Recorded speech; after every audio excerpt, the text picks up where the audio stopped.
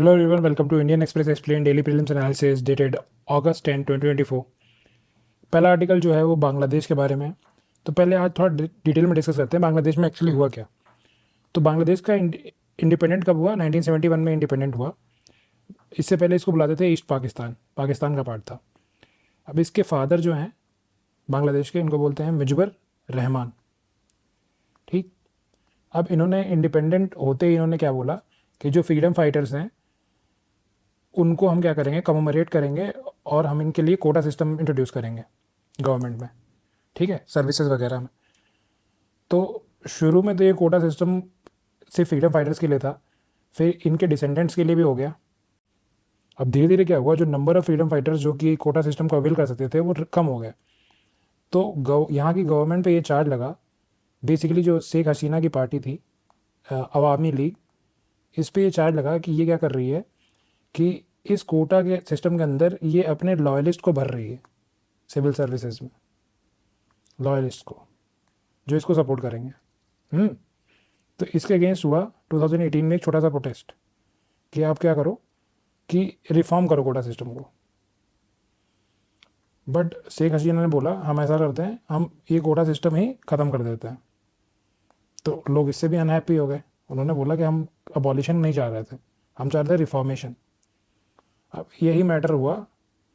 फिर क्या हुआ कि इसी साल इस जब प्रोटेस्ट चल रहा था तब डेथ हो गई 200-300, शायद, मेरे को एग्जैक्टली नंबर नहीं पता, बट डेथ हो गई कुछ स्टूडेंट्स की, जिसकी वजह से ये प्रोटेस्ट जो हो गया इवन और वायलेंट हो गया। And eventually it led to flooding of Sheikh Hasina from Bangladesh. अब क्या है, यहाँ पे इंटरिम गवर्नमेंट बन रही है। कौन बना रहा है? मोहम्मद यूनुस बना रहे हैं, ये इसके हेड रहेंगे। और ये बेसिकली एक नोबल लॉरिएट है, ठीक है।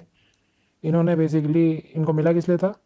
इनको मिला था इनके माइक्रो फाइनेंस के आइडिया के लिए इनको नोबेल प्राइज़ मिला था, जिसको बोलते हैं ग्रामीण बैंक।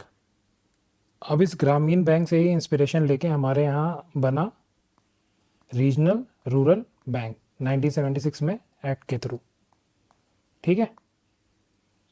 अभी ग्रामीण बैंक में होता क्या है कि बेसिकली क्या है कि आपको कोलेटरल फ्री लोन मिलता है। कोलेटरल फ्री मतलब बिना कोई चीज़ गिरवी रखे आपको लोन मिल रहा है। और जो इसी में जो मेंबर और होते हैं वो एक्ट करते हैं, मेक श्योर करते हैं कि आप जो अपना लोन है वो रीपे करो, ठीक है। अब देखो इसमें मेंस के लिए ये जो दिया हुआ है ये थोड़ा यूज़ कर सकते हो मेंस के लिए। तो मैं क्या करूँगा, ये पीडीएफ डाल दूँगा टेलीग्राम पे, तो आप वहाँ से एक बार देख लेना, ठीक है। तो बस इतना ही था काम का।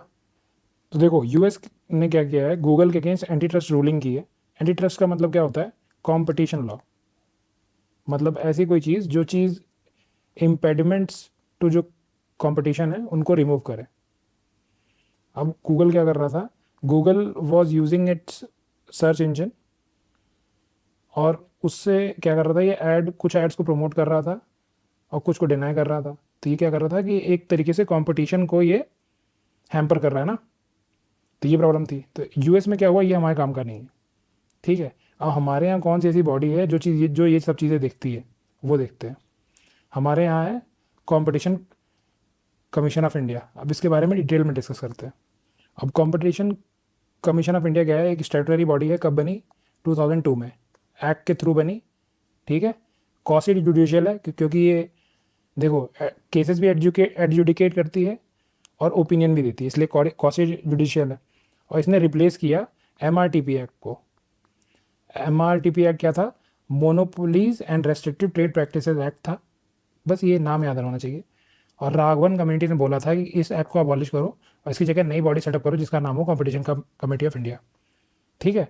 अभी एंटी कॉम्पिटिटिव एग्रीमेंट्स को रोकता है। अब देखो जो एक्ट था इसने दो बॉडीज़ बनाई थी, एक तो कॉम्पिटिशन कमीशन ऑफ इंडिया हो गया और दूसरा था कॉम्पिटिशन एपलेट ट्राइब्यूनल। अब लेकिन ये नहीं रह गया है, अब इसकी जगह आ गया है NCLAT, national company law tribunal, ठीक है। बाकी कॉम्पोजिशन क्या होता है? एक चेयरपर्सन, मतलब टोटल 7 लोग हो गए। अपॉइंट कौन करेगा? सेंट्रल गवर्नमेंट करेगी। और कौन कौन सा हो सकता है कि जिनकी एक्सपर्टीज़ हो लॉ में, फाइनेंस वगैरह में, या फिर और क्वालिफाइड टू बी ए जज ऑफ हाई कोर्ट। फंक्शंस भी देख लेते हैं इसके। देखो क्या करता है, मर्जर और एक्विजिशन को रेगुलेट करता है, ठीक है, ताकि वो हार्म ना करे कंपटीशन को, मोनोपोलिस्टिक टेंडेंसीज ना हो जाए, एंटी कॉम्पिटिटिव प्रैक्टिसेस हैं जैसे कार्टेल बन रहा है, कल्यूजन बन रहा है, ये सब रोकने के लिए काम करता है। मार्केट स्टडी हो गया, कंप्लेंट्स को हैंडल करेगा, एडजुडिकेट करेगा कुछ मैटर में जब कंपटीशन लॉ के वायलेशंस हो रहे हैं। ठीक है भाई, इतना ही काम का था। That's it for today. Thank you and do leave your feedback.